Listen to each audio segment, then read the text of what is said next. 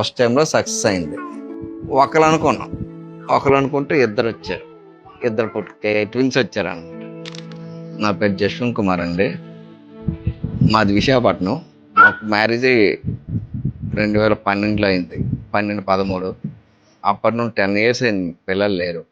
చాలా దగ్గర తిరిగాం, విశాఖపట్నంలో 2-3 దగ్గరికి వెళ్ళాం. వెళ్ళిన తర్వాత అవ్వలేదు, సక్సెస్ అవ్వలేదు. తర్వాత రాజంలో సత్యవాణి మేడం గారు అని ఉన్నారు, ఆవిడ దగ్గరికి వెళ్ళాం.